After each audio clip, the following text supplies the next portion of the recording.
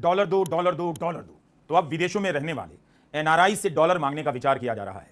जिन NRI को लगता था मोदी सरकार के दौर में भारत सोने की चिड़िया बन गया है, इसके बाद भी वे भारत नहीं आ रहे थे, लेकिन अब भारत की सरकार हो सकता है उनके पास डॉलर मांगने चली जाए।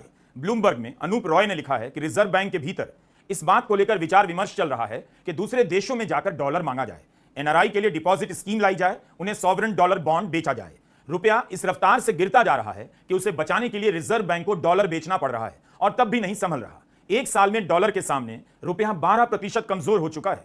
ब्लूमबर्ग के अनूप रॉय की रिपोर्ट बता रही है कि रिजर्व बैंक से जब रुपया नहीं संभला तो कई विकल्पों पर काम करने लगा। डॉलर मांगने के अलावा ब्याज दरों को बढ़ाना भी इसमें शामिल है। तो अब आप ब्याज का भी सामना करने के लिए तैयार हो जाइए।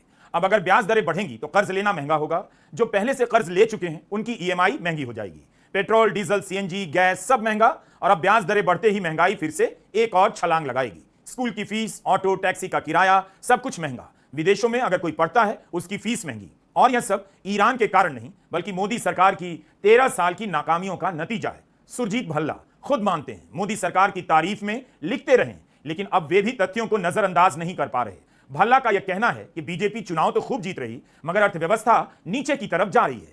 इस पर शक भी नहीं करते कि बीजेपी चुनाव कैसे जीत रही है। कितने सारे आरोप लगे, वोट चोरी, वोटर लिस्ट से करोड़ों लोगों के नाम काटने के, 27 लाख लोगों के वोट के अधिकार छीन लेने के। स्क्रोल की रिपोर्ट पढ़िए। पश्चिम बंगाल में काउंटिंग के दौरान कथित रूप से कितनी धांधलियां हुई हैं। काउंटिंग सेंटर के वीडियो मांगे जा रहे हैं, चुनाव आयोग नहीं दे रहा। भल्ला भले शक नहीं करते हैं मगर उनकी यह बात बीजेपी की जीत पर सवाल तो उठा ही देती है कि अर्थव्यवस्था गर्त में जा रही है फिर भी बीजेपी जीतते जा रही है। और यह कैसे हो रहा है, इसके बारे में सुरजीत भल्ला या उद्योग जगत के लोग सच बोलने का साहस अगले 10 साल तक नहीं जुटा पाएंगे। फिर भी सुरजीत भल्ला का इतना कह देना कि पिछले 12 साल में भारत की अर्थव्यवस्था का हाल खस्ता रहा है, किसी बगावत से कम नहीं।